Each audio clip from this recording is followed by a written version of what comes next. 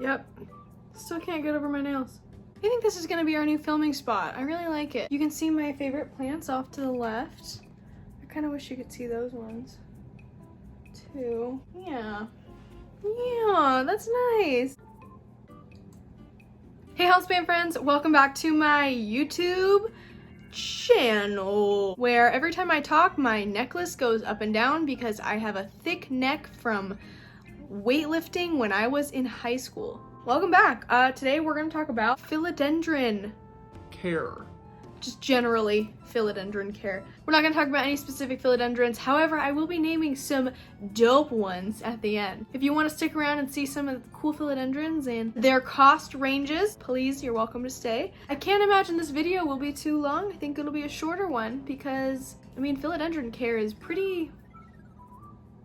I think it's pretty concise, so. Let's just jump into it. Soil composition. Philodendron soil composition should be 1/2 orchid bark and 1/2 potting soil. This is what has worked well with me. The reason is that the orchid bark provides a nice medium for breaking it up so that when you water it, it doesn't just kind of like turn into wet dirt, which we don't want. Hold on, that's gonna be really annoying. Philodendron are epiphytes, which means that they grow on bark or trees or other big barky plants, and so they vine upwards and their aerial roots grab on, and so they're used to living in bark. I try to use the chunkiest orchid bark pieces for philodendron, not as chunky as I might use for anthurium because those guys really like it chunky, but for philodendron I definitely dig around in the bag and try to find some nice big pieces to throw in there to give their roots some bark to hold on to, because that's just what they naturally like, and we want to give our plants what they like. Level of difficulty. This one I didn't really make a fat list for. Easiest ones I can think of are honestly Philodendron scandens, Philodendron lemon lime, Micans, Brazil, Rio, any of the smaller heart-shaped ones. Some medium level ones I would say are probably Billy Tie, Painted Ladies, you know, things along those lines where you're getting a little bit bigger. They're still pretty green. Definitely the harder ones are going to be your Jose Buono. The couple of philodendrons I've really had trouble with are the Squamiferum and the Atabapoense. As much as I love the Atabapoense, I have a very hard time making it get big. When I got it, the leaves were literally like this big, like so long, like from my head down to my elbow, and now its leaves are like this long, so that's struggling for me. I don't know if maybe it's because they were grown overseas and then imported, and so they're just not going to be as big in America as they would be in Thailand. It's kind of frustrating. And then Squamiferum is hard because it literally just like doesn't grow. I finally got mine to put out a new leaf, but it was only after I gave it help by fertilizing it with NOOT, which you can use code lowercase a Ashley at checkout to get $10 off your first round. Squamiferum kind of is difficult to get it going, but I finally got it to unfurl a new leaf, and that's what it's all about. So if I could do it, so can you. Humidity, baby. This is important. Philodendron are great. One of the reasons that they're great is that they'll stay alive in almost any humidity level. Will they grow though in almost any humidity level? No. So I took the pleasure of writing out what's worked for me and what has kept them alive, what has kind of started to kill them, and what has made them thrive humidity level wise. Anything below 29% humidity is ungodly, and your philodendron is going to wither into nothing.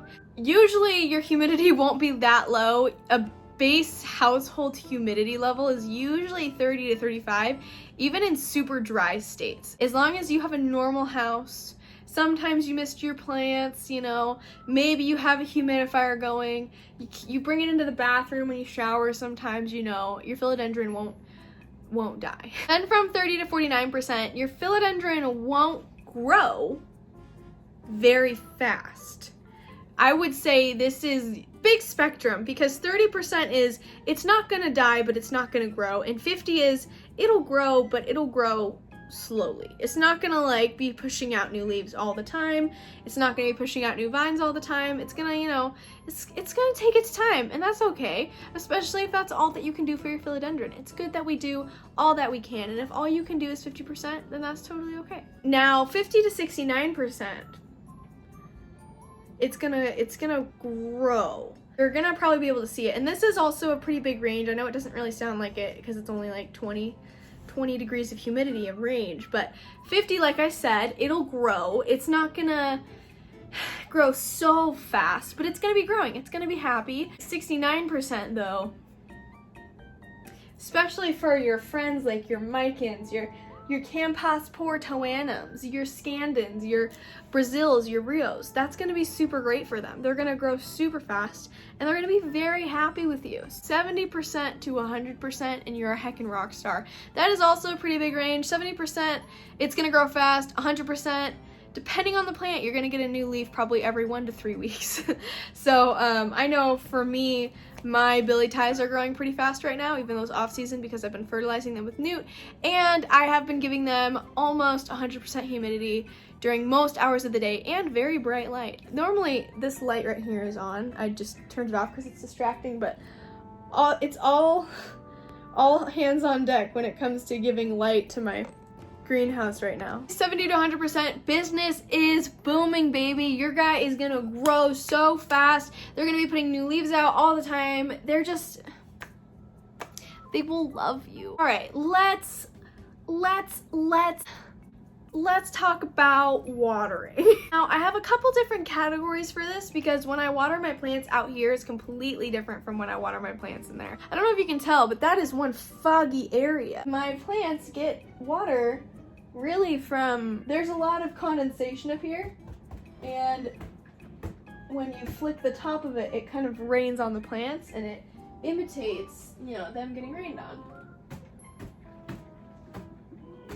I don't know if you can hear that, but that's some pretty steady condensation right there. My houseplants in the greenhouse, I water every 1.5 to 2 weeks with real water. This last month, I watered them a lot more because I was fertilizing them with NOOT for my greenhouse video. So I didn't really run the humidifier as much. Plus my humidifier was broken, so I couldn't have really used it anyway. It was broken for about 3 weeks, which sucked. I was able to keep the humidity up, but not really above 75%, which I mean is still super good. Like, that's so good, but they grow the fastest when they're literally soaking wet at all times. So that's what I tried to do. Because I let it fog up like that so much, that also keeps the soil moist, gives them some water. So I don't really need to water them that much, but after a while they will dry out because nothing really beats a good drenching with some water and some NOOT fertilizer. When it comes to the houseplants in my room and in my house, these I water about every 3 to 5 days. The bigger plants,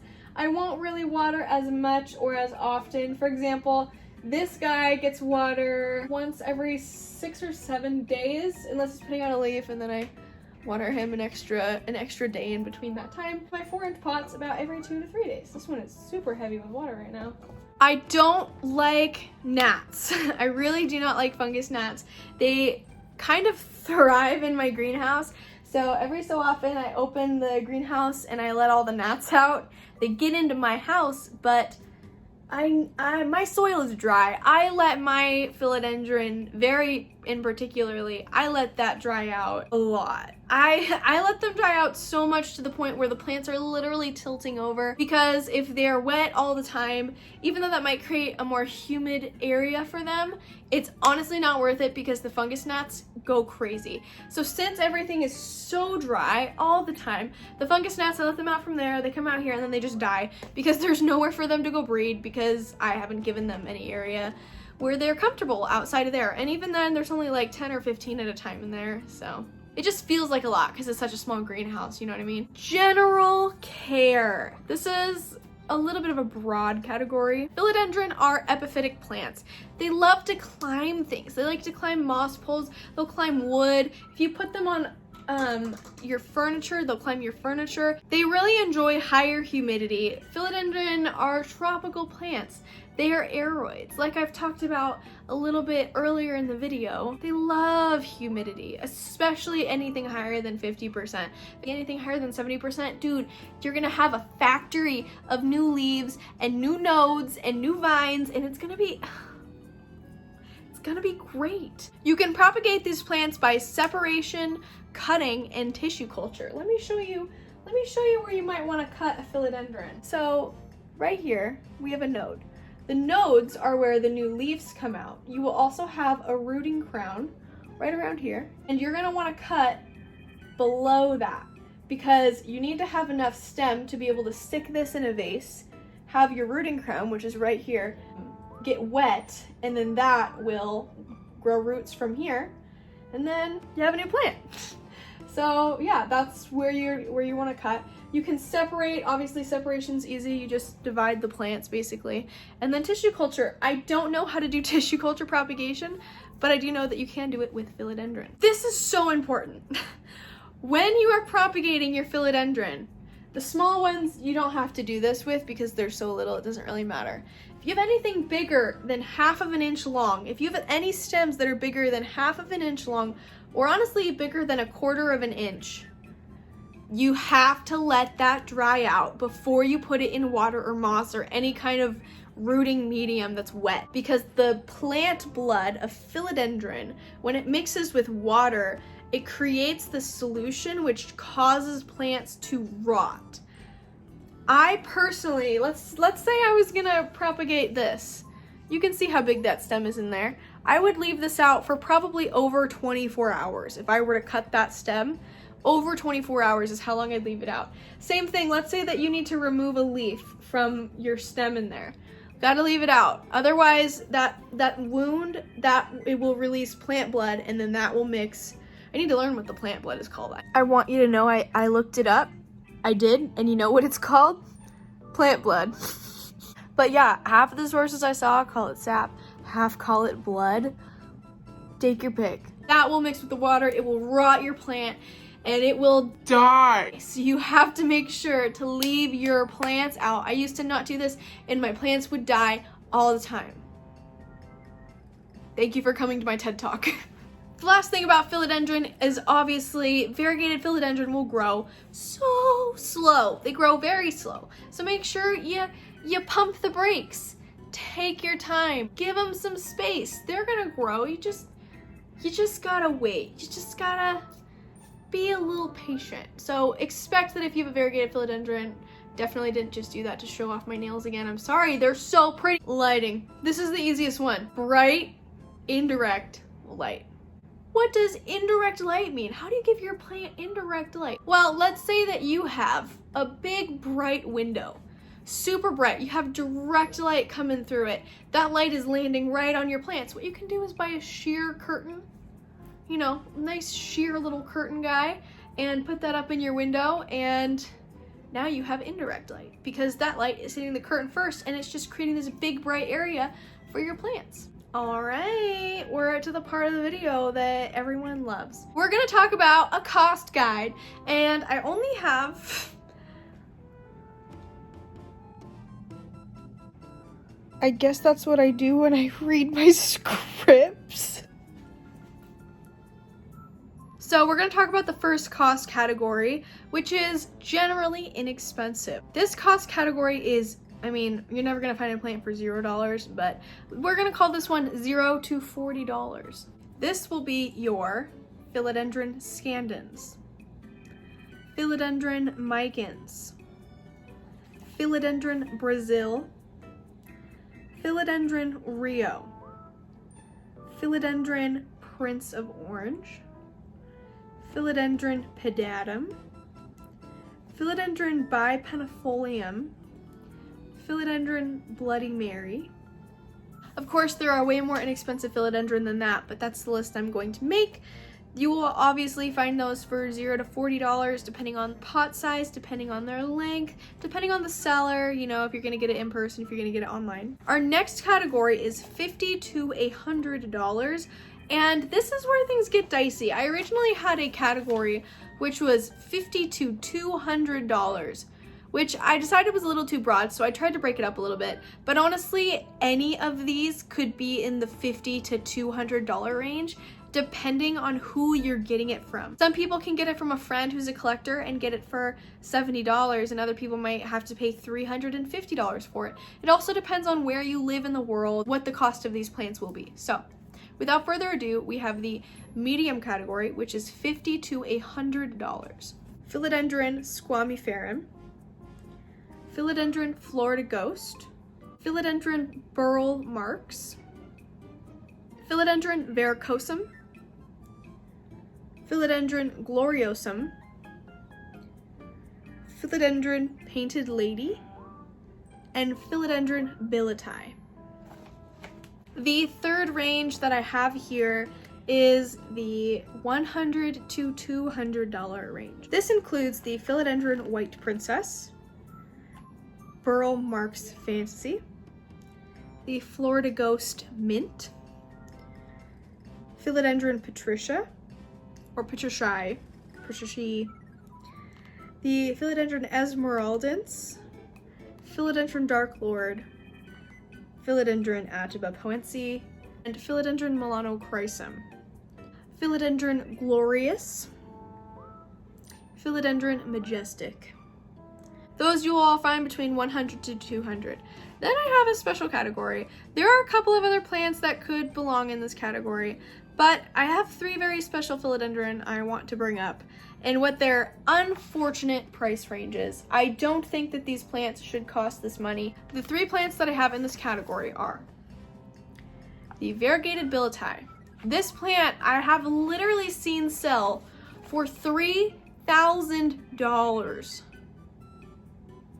I think that's disgusting. It's a billeti that's variegated. It should not cost that much money. I've also seen it sell as cheap as $1,000, so, you know, take your pick. The next plant is obviously the Philodendron Spiritus Sancti. This guy right now, his market seems to be minimum $1,000 to maximum $5,000, depending on how big the plant is. I've talked to sellers who want $5,000, and I've talked to sellers who want $800. I've only talked to one seller who wants $800 though, and that was for one that was like this big. The last plant on this list is Philodendron ilsamanii. This is like my ultimate all-time favorite dream plant. If I ever get to own this plant someday, I can die happy. I can literally die happy. It's harder to find than the Spiritus Sancti. It's more rare than the Spiritus Sancti. I've talked to a couple different collectors about it. All of them have said that they only know like one person that has a real one. A plant that a lot of people like to sell as the ilsamanii is BAM! Jose Buono. They are not the same plant. They are completely different. The variegation might look similar, and to someone who isn't trained on what to look for, it might look similar, but I'm gonna here's a couple different Jose Buono.